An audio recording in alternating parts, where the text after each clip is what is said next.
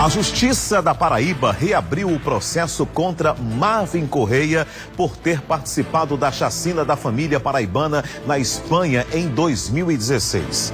A repórter Glaucia Araújo relembra este caso e atualiza agora para você as informações. Esse crime aconteceu em 2016.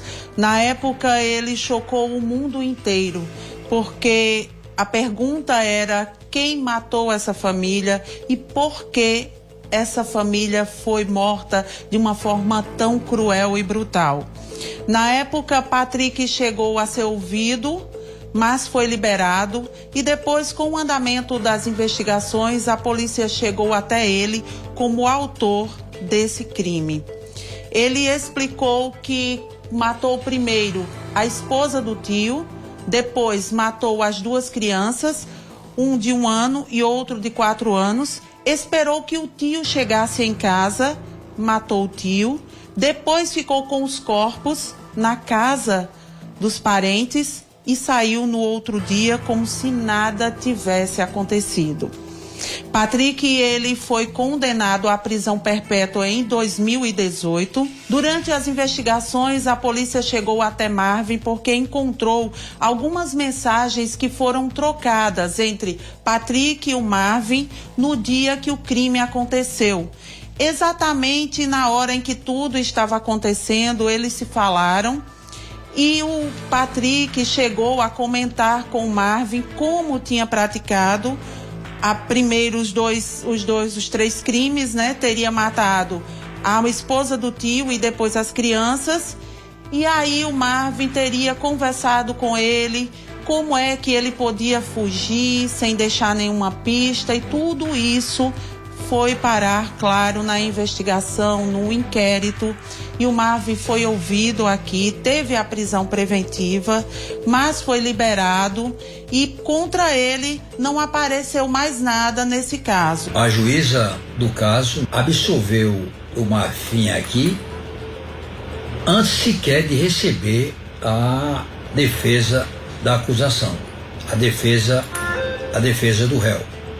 Ela recebeu a denúncia, intimou o réu para apresentar sua resposta e, sem que tenha recebido essa resposta, ela já absolveu sumariamente. Isso foi estranho. O nosso promotor de primeiro grau, ele recorreu da decisão. A decisão veio para o desembargador, como relator, o desembargador João Benedito, que abriu vista para o Ministério Público, segundo grau, no caso, meu gabinete, e a gente emitiu parecer pela nulidade dessa decisão e instauração do procedimento de apuração dos fatos e, finalmente, julgamento. Tem nos autos mostrando que o Marvin, ele participou, ele incentivou, ele notabilizou, ele indicou métodos de como executar. O Marvin, eu tenho dito isso sempre, não praticou qualquer crime. Ele não instigou, ele não auxiliou, não praticou qualquer ilícito penal, não deu apoio moral nenhum. O simples fato de estar trocando mensagens, o Marvin Henriques aqui do Brasil e o Patrick Gouveia, que é o único responsável pelas mortes de toda a família dele, lá em Piós, na Espanha, esse fato da troca de mensagem não enseja qualquer repercussão jurídico-penal. É uma situação de que ele deveria sim, ele poderia ter encaminhado essas mensagens, entregue à polícia, dito aos seus familiares. Ele assim não faz. É uma conduta reprovável do ponto de vista moral, do ponto de vista ético, do ponto de vista cristão, mas não é reprovável do ponto de vista jurídico-penal.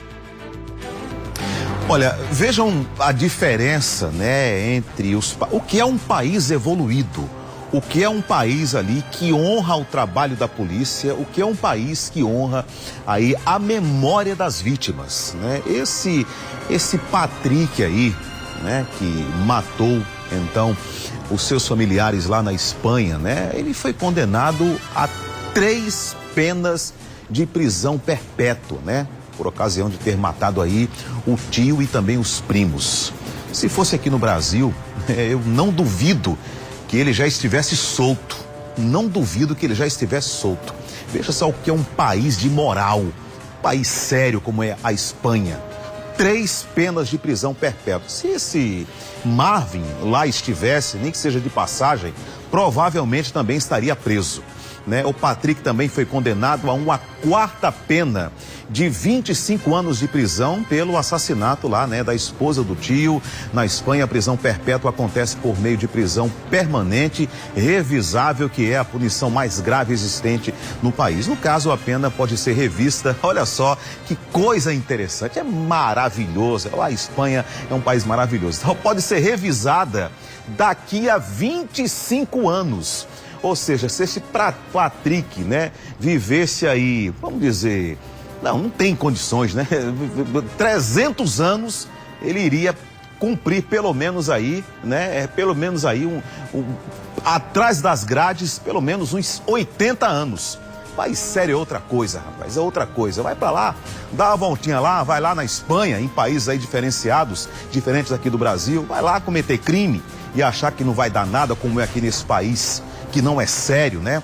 Onde as famílias enlutadas choram pelas mortes dos seus entes queridos, né? Enterrados ali, não tem mais volta, o sofrimento é perpétuo. E aqui você é condenado aí, como trouxemos um dia desse aqui, né? O camarada que matou aí a companheira com 25 golpes de faca e foi condenado a 19 anos de prisão em regime, atenção, inicialmente fechado. O que quer dizer isso? Não recebeu nem 1 ano por cada facada que deu na vítima, né? Nem 1 ano.